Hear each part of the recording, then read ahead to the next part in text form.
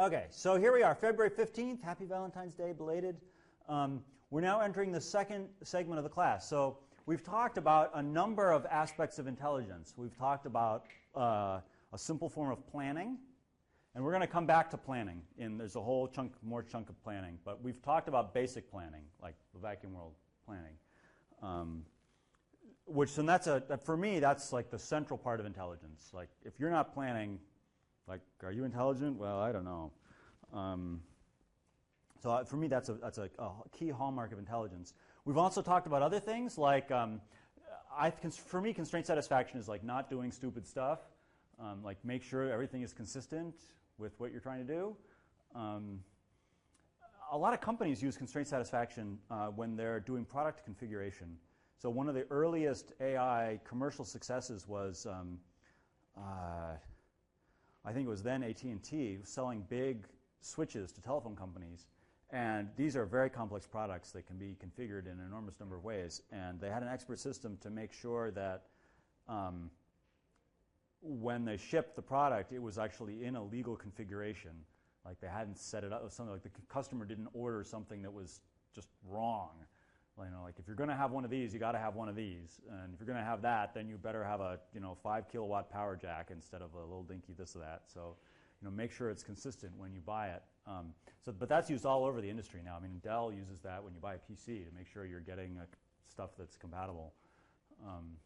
So, constraint satisfaction we talked about. We talked about combinatorial optimization very briefly, which is important, and we talked about games. So these are all different forms of combinatorial search for AI. And now we're going to talk about knowing stuff.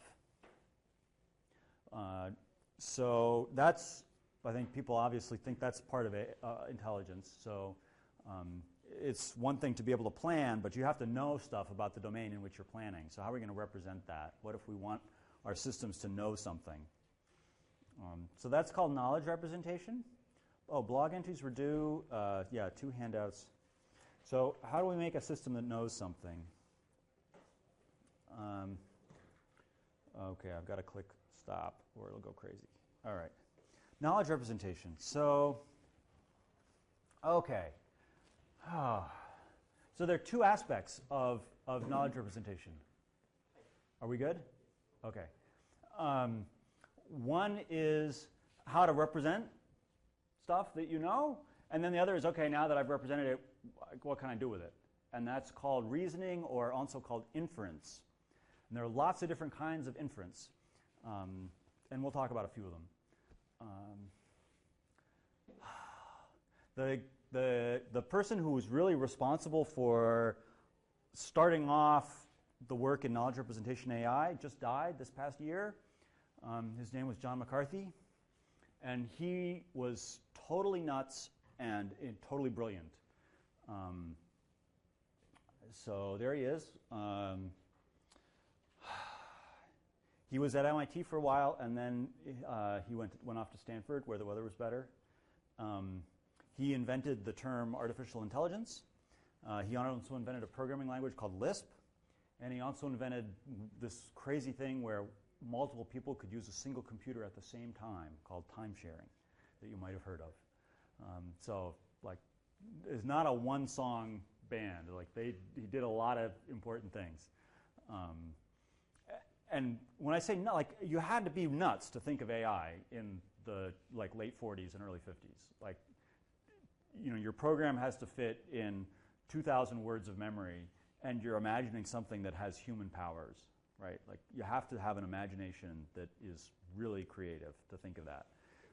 He also proposed putting solar reflectors on the moon to solve global warming on the Earth. So the reflectors would be turned to cast sunlight on the areas of the Earth where we needed to heat something in order to keep the currents from changing. I don't remember that, but it was like quite an ambitious idea, like, dare I say, crazy.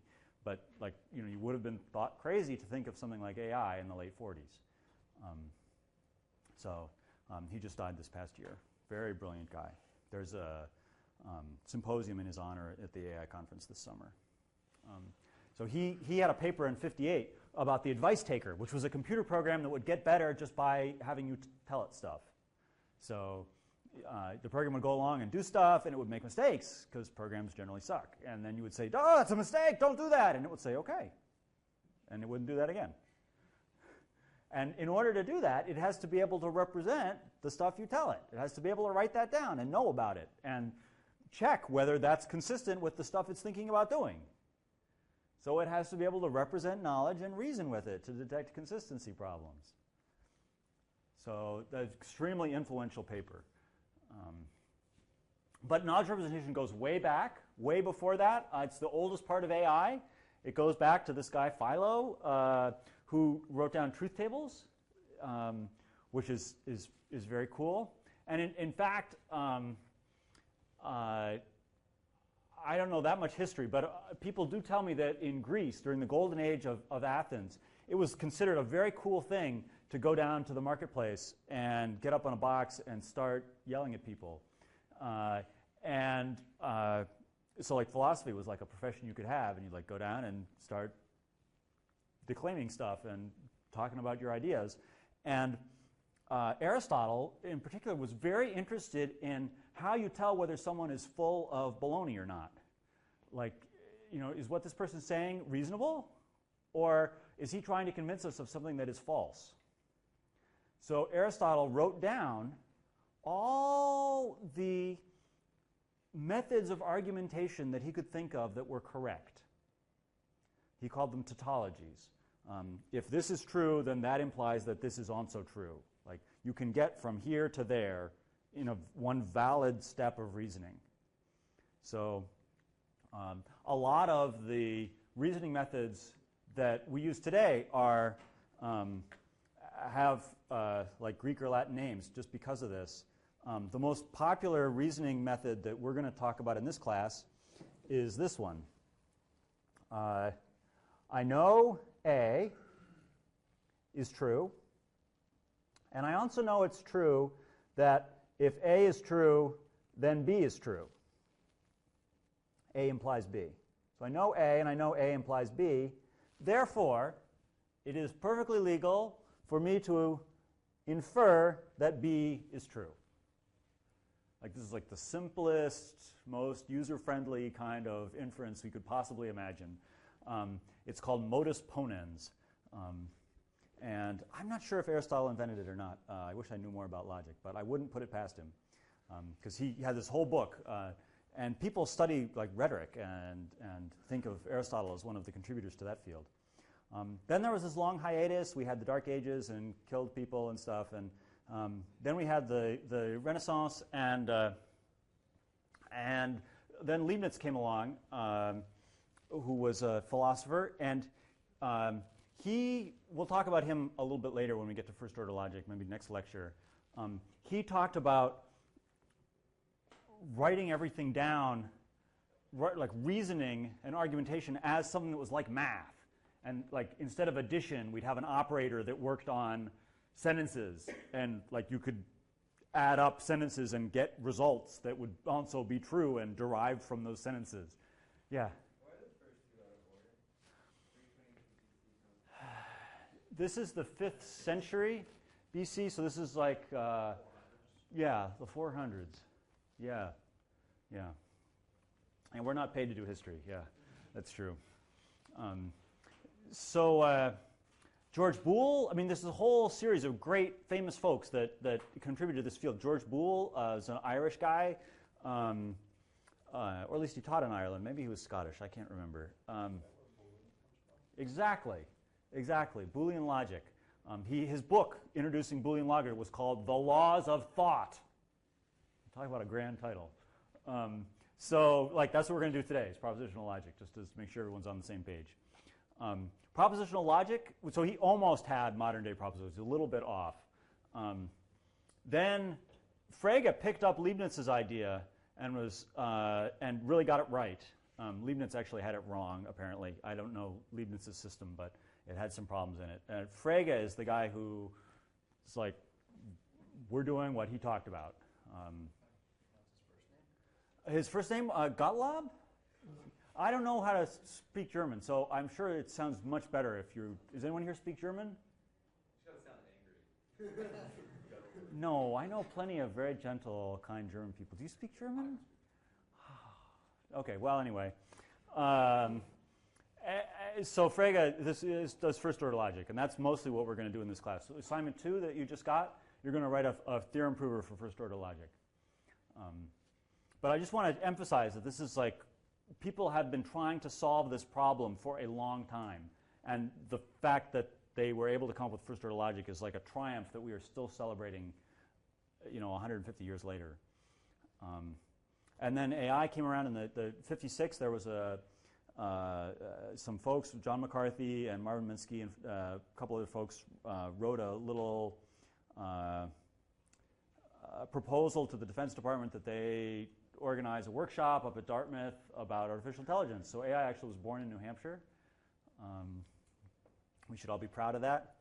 And one of the more famous modern efforts at knowledge representation, well, the most modern might be Watson. But before there was Watson, like last year's most famous one was Psych.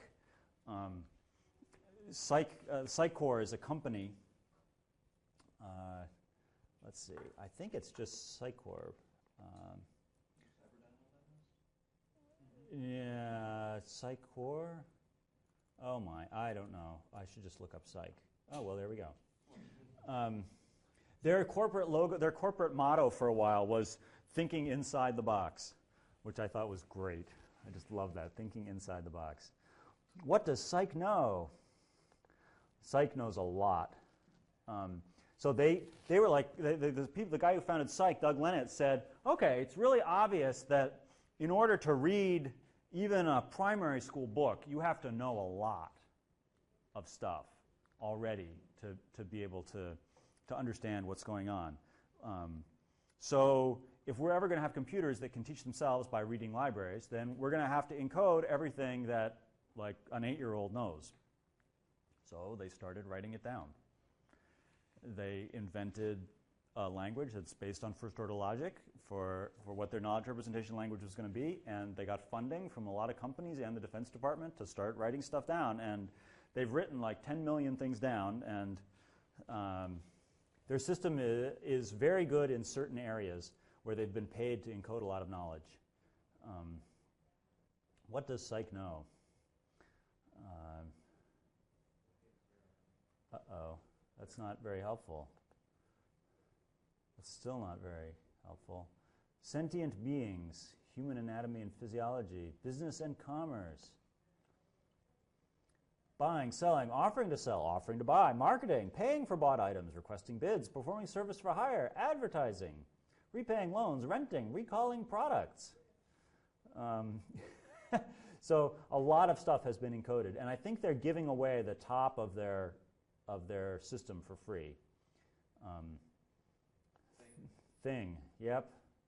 Everything is a thing. Yeah. So I think Psych knows a lot about military equipment, purchasing and shopping, transportation and logistics. Transportation is a series of events in which one or more objects transport one or more other objects.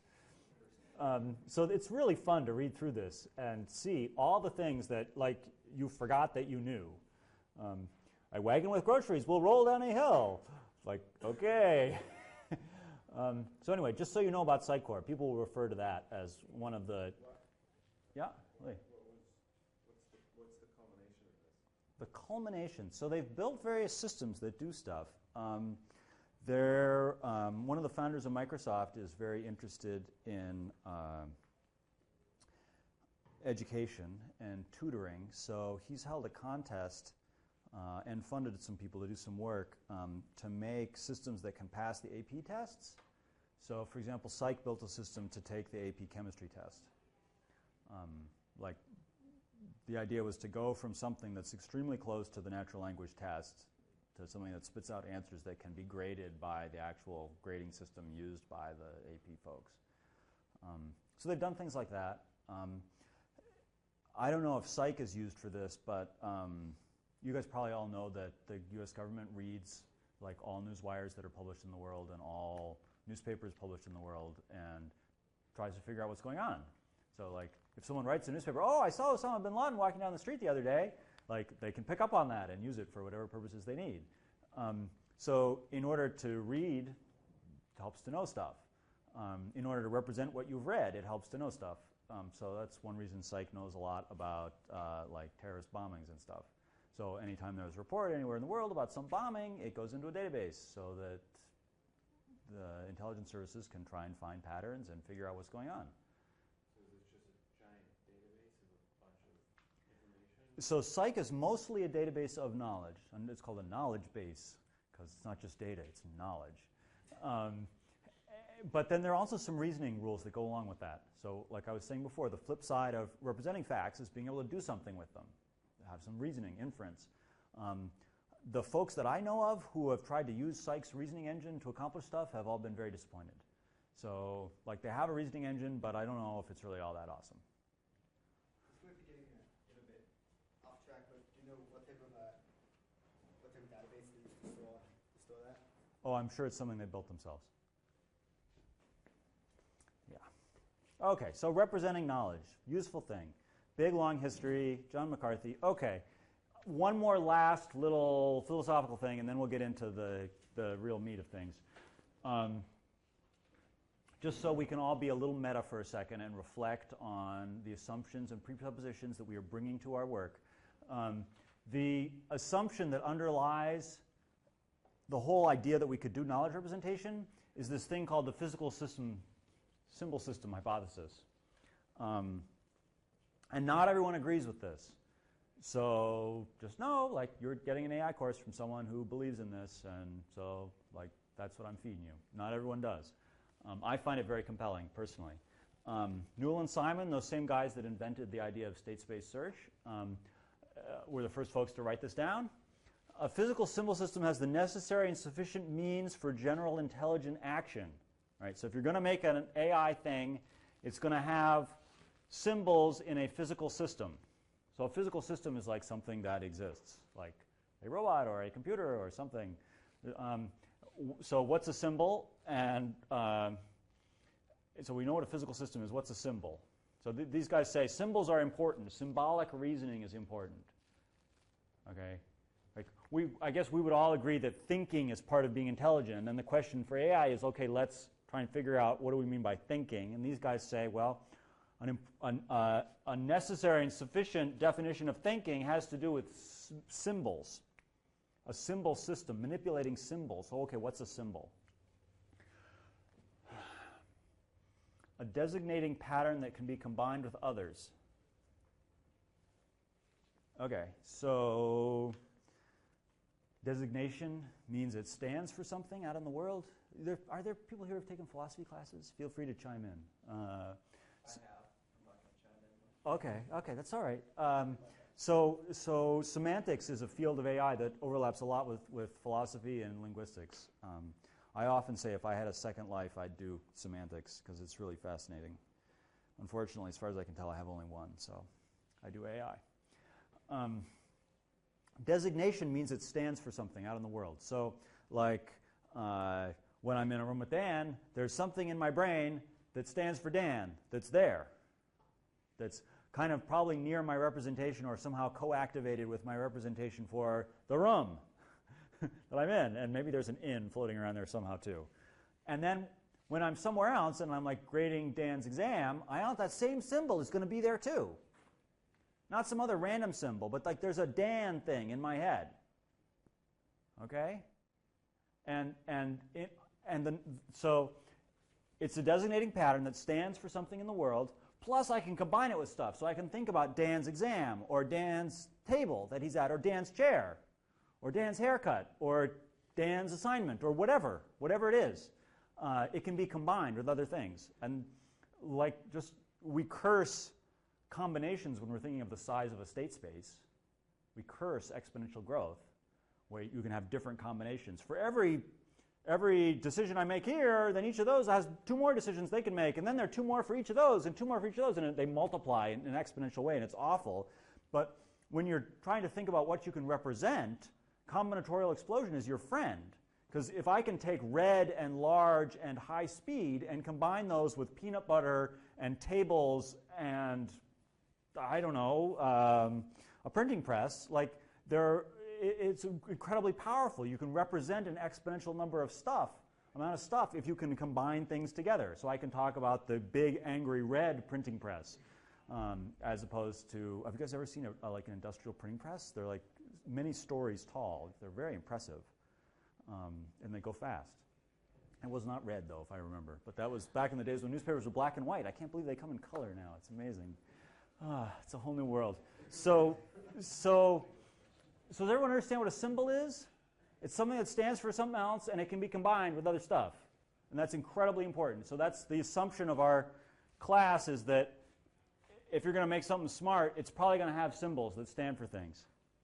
People often get in a fluster like, oh, Deep Blue, it's not smart because it's manipulating symbols in its head. It doesn't even know it's playing chess. Well, that's just because I didn't bother to stick a camera on board. But if you stick a camera in or something, then, whenever something in the world moves, there would be something in the computer's head that also moved, that corresponded and stood for that thing, and there would be a mapping between the concept and the external world. And even if the camera were switched off, Deep Blue could still think about that piece that it saw and think about where that piece could have gone. Right? So I think it's takes a little bit to wrap your mind around it, but once you get the hang of it, it's actually very simple to think about how machines could be representing things that exist in reality. Right? If I have a concept red, and every time I see a red thing, that thing comes to mind, is activated, I can link up to that thing that means red, then I have an understanding of red in the world. So computers don't have to be isolated from reality. So physical symbol system hypothesis. Everyone get a rough handle on what this means? Okay.